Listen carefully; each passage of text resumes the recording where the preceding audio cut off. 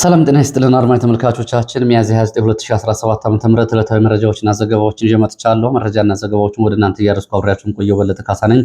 እናንተም እየተከታተላችሁ አብራችሁ እንድትቆዩ በአክብሮት ጋብዛለሁ። በተለያዩ አካባቢዎች ያሉ አውደ ውጊያዎችና በአማራ ክልል የተለያዩ አካባቢዎች ያሉ የ24 ሰዓት መረጃዎችን በዝርዝር አሰናድቻለሁ ወደ እናንተ የማደርስ ይሆናል። በኢትዮጵያ በተለያዩ አካባቢዎችና በተለያዩ ከተሞች በሕክምና ተቋማት የኢትዮጵያ ሐኪሞች ወደ አደባባይ ወጥተዋል። ይህንን በተመለከተ ዝርዝር መረጃም አለ። የኢትዮጵያ ሕክምና ባለሙያዎች ማህበርም እንደዚሁ መግለጫ አውጥቷል። ከዚህ ጋር በተያያዘ ከሐረር እስከ ጎንደር፣ ከጎንደር እስከ ትግራይ፣ ከትግራይ እስከ ጅማ ባሉት የኢትዮጵያ አካባቢዎች አዲስ አበባን ጨምሮ ያለው አጠቃላይ የሐኪሞች ተቃውሞ ምን ይመስላል የሚለውን መረጃ አሰናድቻለሁ። የታሰሩ ዶክተሮችም አሉ ተብሏል። ከዚህ ጋር በተያያዘ ዝርዝር መረጃዎችን የምሰሙ ይሆናል። ትላንትና በአዲስ አበባ በጳውሎስ ሚሊኒየም ስፔሻላይዝድ ሆስፒታል የተጀመረው ተቃውሞ ተከትሎ በተለያዩ የአገሪቱ አካባቢዎች በሚገኙ ሆስፒታሎች ሐኪሞች ጥቅማጥቅሞቻችን ይከበሩልን በሚል በአደባባይ ወጥተዋል። ይህን በተመለከተ በርከት ያሉ መረጃዎች አሉ። እናንተም በየአካባቢው ያሉ ካሉ ብታደርሱ ተከታታይ የዜና ሽፋን የሚሰጣቸው ይሆናል። ይህንንም ይዣለው። የተለያዩ መረጃዎች ናቸው እንግዲህ ያሉት። እንደነገርኳችሁ አብሮ መቆየት ነው ከእናንተ የሚጠብቀው። እስከ መጨረሻው ድረስ ከቆያችሁ የተለያዩ መረጃዎች ትሰማላችሁ። ወደ እነዚህ መረጃዎች ከመሄድ በፊት ወደ ትግራይ የሚወስደን መረጃ ማስቀደም ልጀምር። በትግራይ አስቸኳይ ጣልቃ ገብነት ያስፈልጋል ሲሉ የትግራይ ጊዜያዊ አስተዳዳሪ ሌተናል ጀነራል ታደሰ ወረደ ጥሪ አቅርበዋል። በ40% በላይ የሚሆኑ የትግራይ ግዛት በውጭ ወራሪ ኃይል መያዙንም እንደዚሁ አብረው አንስተዋል። የክልሉ ህገ መንግስታዊ አስተዳደር ለመመለስ መጠነ ሰፊ እንቅስቃሴ እያደረጉ መሆናቸውንም እንደዚሁ ትናንትናው ዕለት ከጀርመን አምባሳደርና የአፍሪካ ህብረት ቋሚ ታዛቢ ጄኔስ ሃንፌልድ ጋር ባደረጉት ውይይት ገልጸዋል። በትናንትናው ዕለት እንግዲህ በነበረው ውይይት እነዚህን ጉዳዮች ሲገልጹ የሰብአዊ ጉዳይ በትግራይ እየተባባሰ መምጣቱንም አብረው አንስተዋል። ምን አይነት እንቅስቃሴዎችን እያደረጉ እንደሆነ ግን ጊዜ የትግራይን 40% የሚባለውን ግዛት ለማስመለስ በዝርዝር የተቀመጠ ነገር የለም።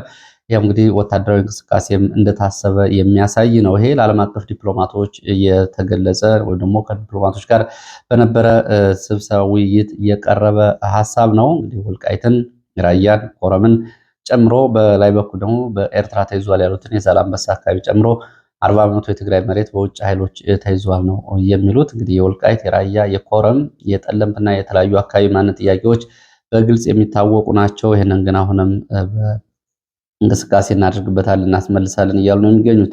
ሌላው የህወሓት ባለስልጣን በተሰራጨው መረጃ በተመለከተ ማስተባበያ ሰጥተዋል። የደብረ ጽዮን የህወሓት ቡድን ምክትል ኃላፊ የሆኑት አቶ አማኑኤል አሰፋ በስሜ ሐሰተኛ መረጃ አሰራጭተዋል ሲሉ በፌስቡክ ገጻቸው ገልጸዋል።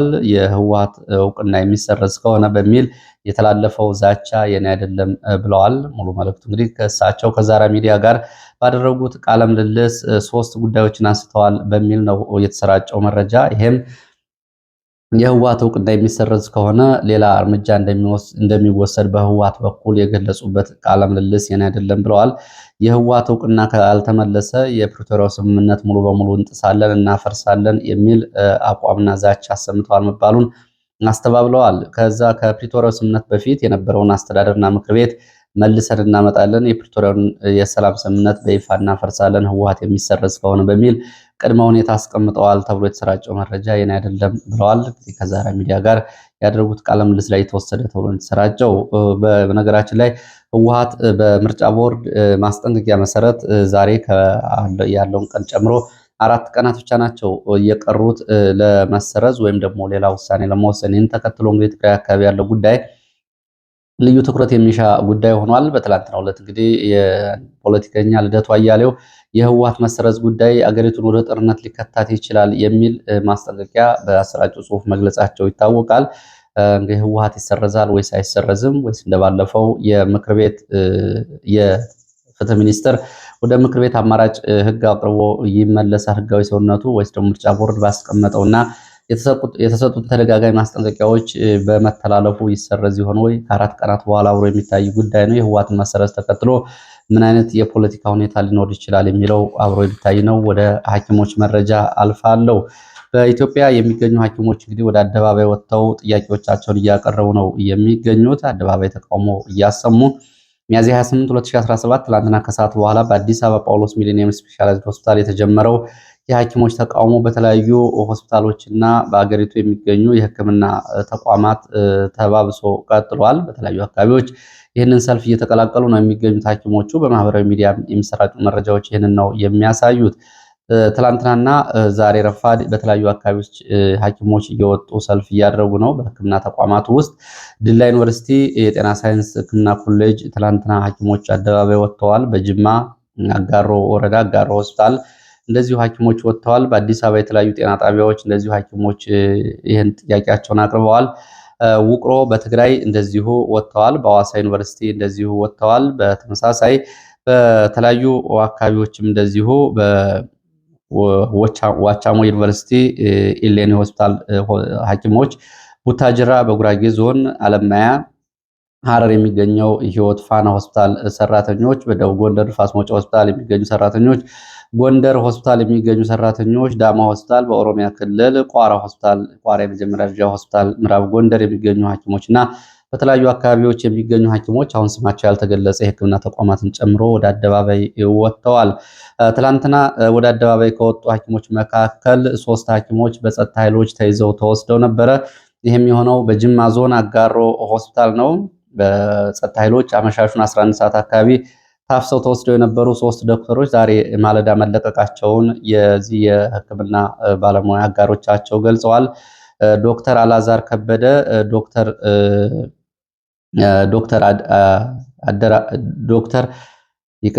ዶክተር አዳሙ ዳምጠው እንዲሁም ደግሞ ዶክተር ገዳ ሼህ ሁሴንን ጨምሮ ተይዘው የነበሩ 3 የሕክምና ዶክተሮች ዛሬ ተለቀዋል ተብሏል።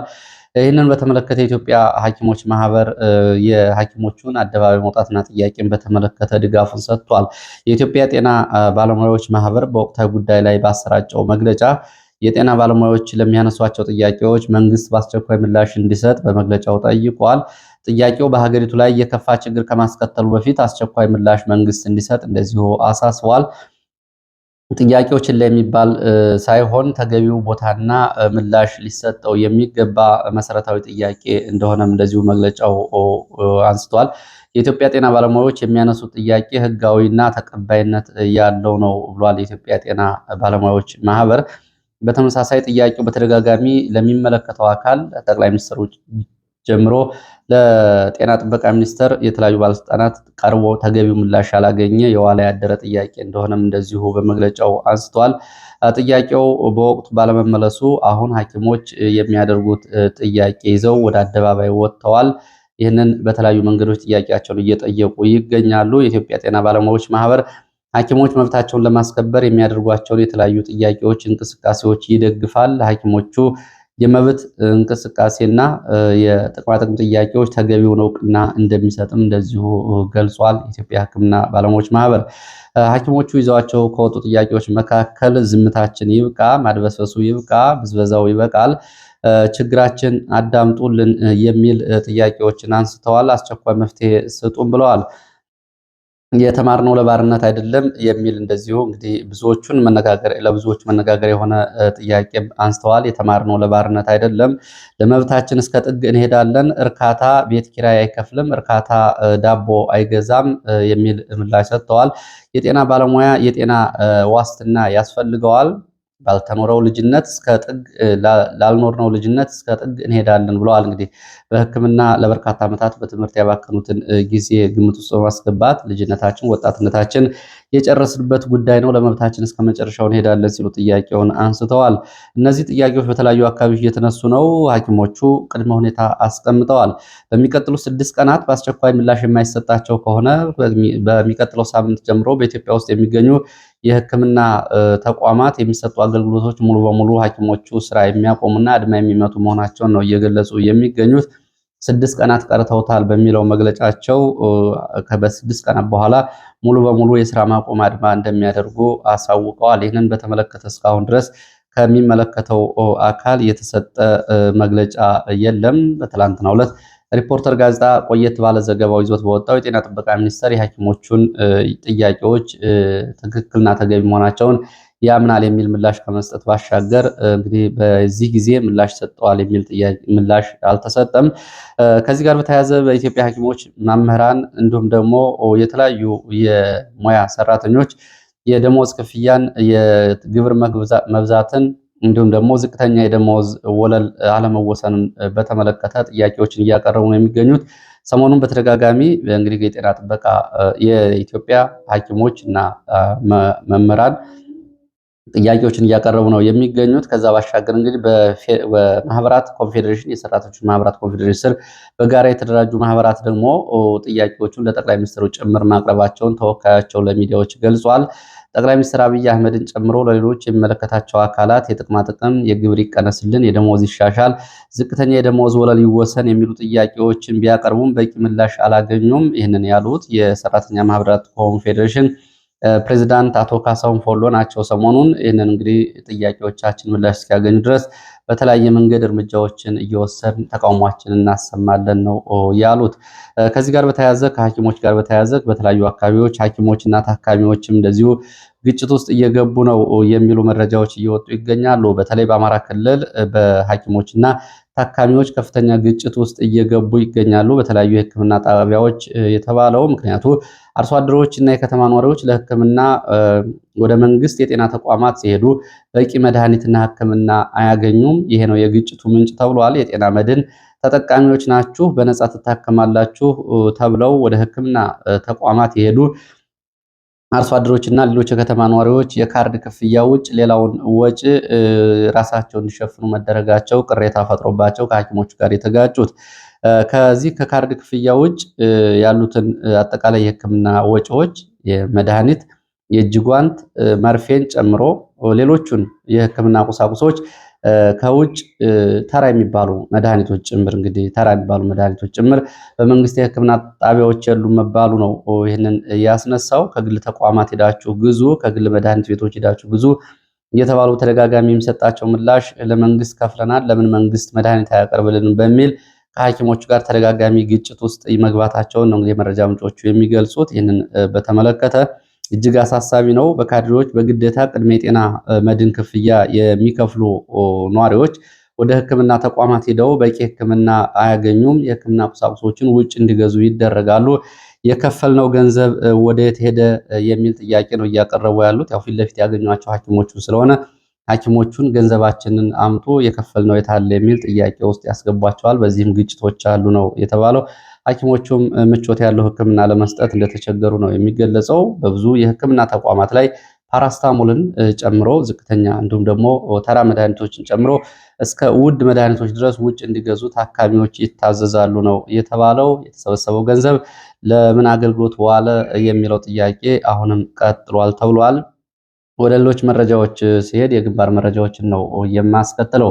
ወደ ግንባር መረጃዎች ሲሄድ ወደ አዊ ዞን ጃዊ የሚወስደን መረጃ ላስቀድም። በጃዊ ኩምበር በተባለ ቦታ ዛሬ ረፋድ በተፈጸመ የደፈጣ ጥቃት ከፍተኛ ወታደራዊ ኪሳራ ደርሷል ተብሏል። ዛሬ ረፋድ በተፈጸመው ጥቃት የደረሰው ጉዳት በዝርዝር አልታወቀም። እንግዲህ ውጊያም ተደርጎ ነበር። ለግማሽ ሰዓት የቆየ ውጊያ ነው የተባለው። ሰሞኑ የመንግስት ወታደሮች ከፈንድቃ ከተማ ወደ ተለያዩ የገጠር አካባቢዎች እንደገና አዲስ ስምሪት መጀመራቸውን ተከትሎ ነው ለዛሬ የደፈጣ ጥቃትና መደበኛ ውጊያ ተደርጎ ጉዳት የደረሰው ተብሏል። በዚሁ ዞን የጃዊ ወረዳ እንዲሁም ደግሞ የአዊ ዞን እና የአማራ ክልል ባለስልጣናት ወደ ወረዳው ስብሰባ መጥተው ነበረ። ነገር ግን ስብሰባው ሳይሳካ በፋኖ በከፈተው ድንገተኛ ጥቃት ተበትኗል ስብሰባው ተብሏል። ፋኖ ረጅም ጊዜ ተቆጣጥሯቸው በቆዩ አካባቢዎች፣ ከተሞች ሰሞኑን የብልጽግና የዞን የወረዳ የክልል ባለስልጣናት በቦታዎቹ ህዝቡን በመሰብሰብ ሁኔታውን ተቆጣጥረነዋል የሚል የሚዲያ ፍጆታ እንዲሰሩ ስምሪት መሰጠቱን ተከትሎ ወደ ተለያዩ አካባቢዎች የክልሉ ባለስልጣናት እየተንቀሳቀሱ ነው የሚገኘው። በትላንትናው ዕለት ወደ ጃዊ ሄደው ስብሰባ ለማድረግ ሞክረው የነበሩ ግን አልተሳካላቸውም ተብሏል። በጃዊ ከተማ በተመሳሳይ ፋኖ ወረቀት በትኗል ተብሏል። ዛሬ ሌሊት በተበተነው ወረቀት ከዛሬ ጀምሮ ለአንድ ወር የሚቆይ የክተት ዘመቻና የክተት ጥሪ ፋኖ በወረቀቱ በተጻፉ መልእክቶቹ አስተላልፏል። በተበተነው ወረቀት ላይ እነዚህ የክተት ጥሪዎች ለአንድ ወር የሚቆይ ዘመቻ መታወጁን ይገልጻል ነው ያሉት የመረጃ ምንጮቹ። ወደ ሌላው ማዕከላዊ ጎንደር ስንሄድ በለሳ በመንግስት ሚሊሻዎች ላይ በተፈጸመ ድንገተኛ ጥቃት 5 የሚሊሻ አባላት ሙትና ቁስለኛ ሆነዋል ተብሏል። የነፍስ ወከፍ መሳሪያዎችና ተተኳሾችም እንደዚሁ በፋኖ እጅ ገብተዋል። ትላንትና ሚያዝያ 28 2017 ዓ.ም አሰሳ ላይና ቅኝት ላይ በነበሩ የሚሊሻ አባላት ላይ በተፈጸመ ድንገተኛ ጥቃት ነው ይሄ የደረሰው ተብሏል። እዛው በለስ አቅራቢያ በናት ሰሞኑን በርካታ ወጣቶች ለውትድርና መታፈሳቸው ይታወቃል። ይህንን ተከትሎ አንዲት እናትም እንደዚሁ የደረሰባት ጉዳት አለ። ልጇ ወደ ውትድርና ለሰርግ ሙሽራው ማለት ነው። እሷም እንደዚሁ ሕይወቱ አልፏል። ይህን ቁጣ ፈጥሯል። አንድ ወጣት በዚህ ምክንያት የሚሊሻ አባላትን መሳሪያ በመቀማት ተዘናግተው የነበሩ የሚሊሻ አባላቶችን መሳሪያ ትጥቅ በመያዝ ነጥቆ ወደ ፋኖ ተቀላቅሏል ተብሏል። ሌላው ደቡብ ሜጫ አሳዛኝ የሆነ ጥቃት በንጹሃን ላይ ተፈጽሟል ነው የተባለው። ገርጨ ጫግኒ በተባለች ቦታ በሰርግ ላይ በመንግስት ወታደሮች በከፈቱት ጥቃት በርካታ ንጹሃን ተገድለዋል፣ በርካቶች ደግሞ ቆስለዋል ነው የተባለው። በትንሹ 8 ሰዎች ሲገደሉ የሚዜዎችና እንዲሁም ለሰርግ የመጡት ሰዎች ጨምሮ ከ13 በላይ ደግሞ ቆስለዋል ነው የተባለው። ትላንትና ሚያዝያ 28 2017 ዓ.ም በአካባቢው በንጹሃን ላይ ጥቃት የተፈጸመው ቀደም ብሎ የመንግስት ወታደሮች በአካባቢው ስብሰባ ጠርተው ነበረ። ስብሰባው በፋኖች መበቱን ተከትሎና ወደ ስብሰባው ተከታታይ የሞርተር እና የዲሽቃ መተኮሱን ተከትሎ በዚህ የተበሳጩ የመንግስት ወታደሮች ናቸው ወደ ንጹሃን መኖሪያ መንደሮችና ወደ ሰርግ ዳስ ገብተው ጥቃት የፈጸሙት ተብሏል። በዚህም እንግዲህ ከተገደሉት ውስጥ የተወሰኑ ስም ዝርዝር ወጥቷል። የአንድ ቤተሰብ አባላት በብዛት ይገኙበታል። ስመኘው ሞላ ከበደ የ42 ዓመት እና የሰርጉ ባለቤት እንዲሁም ደግሞ አባቱ ሞላ ከበደ የ78 ዓመት አዛውንት፣ አይናለም ሞላ ከበደ ሌላ የቤተሰብ አባል እድሜ 51 የሆነ ትንሳኤ ፍቃደ እድሜ እንዲሁም ደግሞ ህፃን ተመስገን አስማማው እድሜው 9 የሆነ ትንሳኤ ፍቃደ እድሜው 13 የሆነ ህፃን ገነት እድሜው 10 የሆነ ቁሜ ገብረ የተባለ እድሜው 20 የሆነ እና ሌሎች 13 ሰዎች ደግሞ ቀላልና ከባድ ቁስለኛ ሆነዋል። ከቆሰሉት መካከል ከበደ ደሳለኝ እንግዲህ ከላይ የተገደለው አባት ጨምሮ አዳሙ ውበቱና ጋሻው ገረመው የተባሉ ሰዎች ከቆሰሉት ውስጥ ይገኙበታል። እንግዲህ በንጹሃን ላይ በሰርግ ላይ በተፈጸመ ጥቃት የደረሰ ጉዳት ነው ተብሏል። ወደ ሌሎች ቦታዎች ስንሄድ ወደ አርማጭሆ የሚወስደን መረጃ ላስከትል። በአርማጭሆ ለአርማጭሆ ወረዳ ሌሊቱን ከባድ ውጊያ ሲደረግ አድሯል ተብሏል። በተለይ አይነት ውሃ ተብላ በምትጠራ ቦታ በአርማጭሆ ወረዳ በዚህ ቦታ በተደረገ ውጊያ ከፍተኛ ሰብአዊ፣ ቁሳዊና ወታደራዊ ጉዳት ደርሷል ነው የተባለው። በዚህ በኩል የደረሰው ጉዳት በዝርዝር መረጃዎች እየተጣራ ሲሆን የተወሰኑ የሚሊሻ አባላት በፋኖ ተይዘዋል። በርካቶች ሙትና ቁስለኛ ሆነዋል። የደረሰው ወታደራዊ ኪሳራ ከፍተኛ ነው፣ በዝርዝር እየተጣራ ነው ተብሏል። ሰሞኑን በዚህ ቀጠና በታች አርማጭሆ፣ ማዕከላዊ አርማጭሆና ወደ ጠገድ አዋሳኝ አካባቢዎች በተደረጉ እንቅስቃሴዎች እንደዚሁ ከፍተኛ የሚሊሻ አባላት ሞት ቁስለኛ ሆነው በፋኖ መያዛቸው ይታወቃል። ከዚህ ጋር በተያያዘ በተለይ ጠገዴ አካባቢ ያለው ሁኔታ በተለየ መንገድ መታየት አለበት በሚሉ ቅሬታዎችም እየቀረቡ እንደሆነ የሚገልጹ መረጃዎች ናቸው የመጡት። ይህንን የደረሰውን ጉዳት በተመለከተ መረጃዎች በዝርዝር ተጣርተው ሲወጡ ወደ እናንተ የሚደርሱ ይሆናሉ። ምዕራብ ጎንደር ቋራ ነፍስ ገበያ ቁጥር 2 ወደ ቁጥር 4 አቅጣጫ ከፍተኛ ወታደራዊ እንቅስቃሴ አለ። መርትራትና ቱመት መንዶካ ተብሎ በሚጠሩት አካባቢዎችም እንደዚሁ ከፍተኛ ውጥረቶች አሉ ነው የተባለው። በእነዚህ ቀጠናዎች ባለው ከፍተኛ ወታደራዊ እንቅስቃሴ ከፍተኛ ውጥረት አለ። ውጊያም ሊቀሰቀስ ይችላል። አልፎ አልፎ የከባድ መሳሪያና ተኩስ ድምፅ ይሰማል ነው ያሉት። በተለይ ከቁጥር 2 ወደ ነፍስ ገበያ እንዲሁም ደግሞ ከነፍስ ገበያ ወደ ቁጥር 4 ተደጋጋሚ የመንግስት ወታደሮች የቡድን መሳሪያዎችን ይተኩሳሉ። ዙ 23 ሞርተርን ጨምሮ ይወረውራሉ። ሙሉ በሙሉ የተሟላ የግንባር ውጊያ ግን የለም። ውጥረቱ ግን ወደ ተሟላ የግንባር ውጊያ ሊሄድ ይችላል ሲሉ የዓይን እማኞች ይህንን ገልጸዋል። ወደ ምዕራብ ጎጃም ፍኖተ ሰላም ዙሪያ ስንመጣ ፍኖተ ሰላም ዙሪያ ዞባ ጽዮን ተብሎ በሚጠራ ቦታ ለአሰሳና ለቅኝት እንቅስቃሴ ላይ በነበሩ የሚሊሻ አባላት ላይ ድንገተኛ ጥቃት ተፈጽሟል። 2 የሚሊሻ አባላት ሲገደሉ 1 የሚሊሻ አባላት ደግሞ በከባድ ቁስለኛ ሆኗል ነው የተባለው። በትላንትናው ዕለት ሚያዝያ 28 2017 ዓ.ም በረፋድ በተፈጸመው በዚህ ጥቃት የሚሊሻ አባላቱ ከስምሪትና ከአሰሳ ቅኝታቸው ቁስለኛና አስክሬን ይዘው ወጥተዋል ነው የተባለው። ሌላው አቸፈር በአቸፈር አህያ ጫንቃ በተባለች ቦታ እንደዚሁ 3 የመንግስት ወታደሮች የአድማ ብተና አባላት ማለት ነው አዛዣቸውን አቁስለው ከስምሪት ቀጠናቸው ወጥተዋል ነው የተባለው። ጉዳት የደረሰበት አዛዣቸው የሻለቃ ማዕረግ እንዳለው የመረጃ ምንጮቹ ገልጸዋል። ይህን ጉዳት ያደረሱ የአድማ ብተና አባላት ፋኖን ስለመቀላቀላቸውም ዘግየት ብለው የወጡ መረጃዎች ያሳያሉ። በቦታው ግብዣና ግብዣ ላይ የነበሩ የመንግስት ወታደሮች ላይ እንደዚሁ ድንገተኛ ጥቃት ተከፍቶም እንደዚሁ ጉዳት ደርሰዋል። በትንሹ 2 የአድማ ብተና አባላት ሲሞቱ 4 የሚሆኑት ደግሞ ቀላል ቁስለኛ ሆነዋል። በቁንዝላ ሕክምና ጣቢያ ሕክምና እየተከታተሉ እንደሆነ የመረጃ ምንጮቹ ገልጸዋል። ወደ መረጃዎቹ ቀጥላለሁ። ወደ መረጃዎች ሲቀጥል የፌዴራል መንግስት የማያውቃቸው ኬላዎች መበራከት ዜጎችን ለእንግልት እያጋለጠ ነው። ችግሩ ተባብሶ ቀጥሏል ተብሏል። በትናንትናው ዕለት በተወካዮች ምክር ቤት የገቢዎች እና ጉምሩክ ለተወካዮች ምክር ቤት ቋሚ ኮሚቴ ባቀረቡት ሪፖርት ላይ በቀረበው አቤቱታ ኬላዎች እንዲነሱ ለጠቅላይ ሚኒስትር አብይ አህመድ ጭምር ተነግሯቸው ነበር ተብሏል። እስካሁን ግን መፍትሄ አልተገኘም። የፌዴራል መንግስቱ ከሚያውቃቸው ኬላዎች ውጭ በርካታ ኬላዎች በክልል መንግስታት ተቋቁመው ይገኛሉ። የገቢዎች ሚኒስቴር ለተወካዮች ምክር ቤት ካቀረበው ሪፖርት ላይ እንግዲህ ለማየት እንደተቻለው ኬላዎቹ ባለመነሳታቸው የሸቀጦች ነፃ ዝውውር፣ ገቢና ወጭ ንግድ ችግር ተፈጥሯል። ከ297 በላይ ህገወጥ የክልል ኬላዎች አለመነሳታቸው ዜጎችን እንዲማረሩ እንዲንገላቱ ማድረጉን እንደዚሁ እንግዲህ በሪፖርቱ ላይ አካተው አቅርበዋል።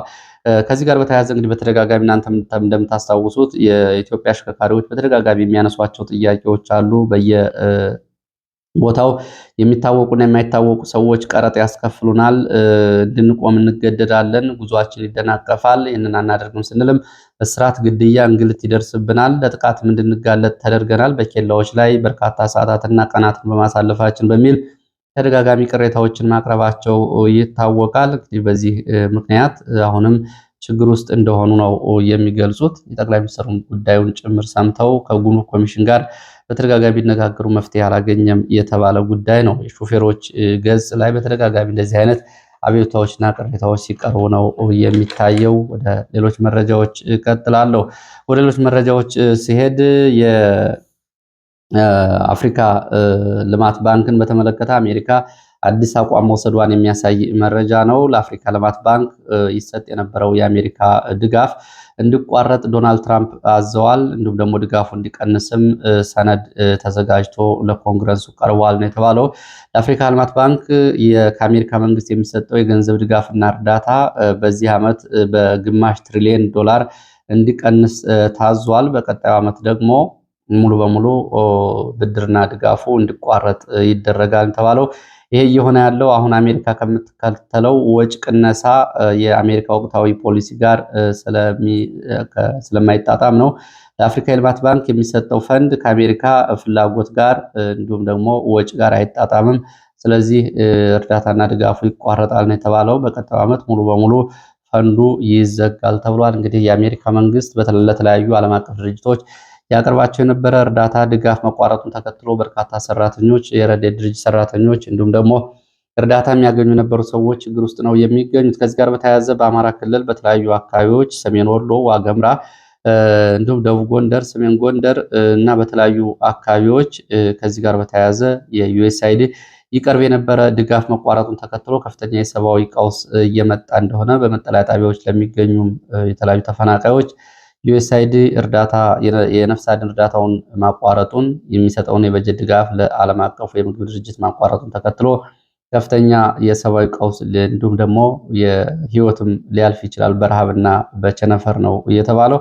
ከዚህ ጋር በተያያዘ እንግዲህ ለዓለም አቀፉ የጤና ድርጅት የሚሰጠው እርዳታ የአሜሪካ መንግስት ማቋረጡን ተከትሎም እንደዚሁ በርካታ የጤና ፕሮጀክቶች በዓለም ላይ ተቋርጠዋል። እንዲሁም መድኃኒት ያቀርቡ የነበሩ ተቋማትን መድኃኒት ማቅረብ አልቻሉም። ከዚህ ጋር በተያያዘ የኤችአይቪ እና እንደዚሁም ሌሎች መድኃኒቶችን እንዲሁም ደግሞ በሽታዎችን ለመከላከል ይቀርቡ የነበሩ መድኃኒቶች ተቋርጠዋል ነው የተባሉት። በኢትዮጵያ ከዩኤስአይዲ እና የአሜሪካ መንግስት ከሚሰጣቸው ድጋፎች ጋር በተያያዘ እስካሁን ድረስ ወደ 16000 ሰራተኞች ከስራ ውጭ ሆነዋል ተብሏል። በርካታ ፕሮጀክቶች መታጠፋቸውን ተከትሎ ወደ ሌላ ዓለም አቀፍ መረጃ ስንሄድ የህንድና ፓኪስታን ጉዳይ ያለመነጋገሪያ ጉዳይ ሆኗል። በዘመናዊ ሚሳኤሎች እና የጦር መሳሪያዎች በሁለቱ ሀገራት መካከል ውጊያ እየተደረገ ነው የሚገኘው። ህንድ በካሽሚር ግዛት ውስጥ አሸባሪዎች መሽገውበታል ያለችውን ቦታ በሚሳኤል እንዲሁም ደግሞ በአየር ድብደባ መፈጸሟን ተከትሎ ፓኪስታን አጸፋዊ ምላሽ ሰጥታለች።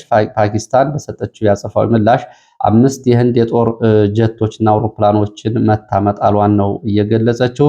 ህንድ በሚሳኤልና በአየር ደግሞ በፓኪስታን የካሽሚር አካባቢ ድብደባ ፈጽማለች። በዚህም እንግዲህ 26 ንጹሐን መገደላቸውን ነው ዓለም አቀፍ የመገናኛ ብዙሃን እየተነጋገሩ የሚገኙት። በነገራችን ላይ ሁለቱም ሀገራት የኒውክለር እየታጠቁ ሀገራት ናቸው፣ ፓኪስታንም ህንድም። ይህ እንግዲህ አሁን ዓለም ትኩረት የሳበ መነጋገሪያ ጉዳይ ሆኗል።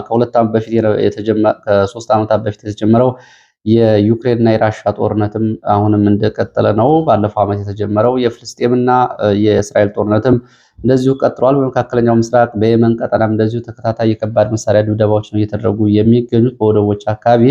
የሱዳን ጦር ቀውስም ቀጥሏል። እንግዲህ በኢትዮጵያ ውስጥ ካለው ባሻገር በተለያዩ የዓለም አካባቢዎች ያለው ሁኔታ ይህንን ነው የሚመስለው። በተለይ የሱዳን ጦርነት ሰሞኑን ደግሞ አዲስ ቅርጽ ይዞ ዩናይትድ አረብ ኤሚሬትስ ከቀይ ባህር በሚነሱ ድሮኖች ፖርት ሱዳንን መደብደቧ ዓለም አቀፍ ወይ ደግሞ የተለያዩ ሀገራትን በሁለቱ ጎራ ከፍሎ ግልጽ ወደሆነ ጦርነት እያስገባ ነው ተብሏል። ለዚህ ሰዓት ያስኳቸው አጫጭር መረጃዎች እነዚህ ነው የሚመስሉ። ስለተከታተላችሁ በእጅጉ አመሰግናለሁ። በሌላ ተመሳሳይ መርሃ ግብር እስከምንገናኝ ድረስ ስለተከታተላችሁና አብራችሁ ስለቆዩ በድጋሚ እያመሰገንኩ መልካም ጊዜ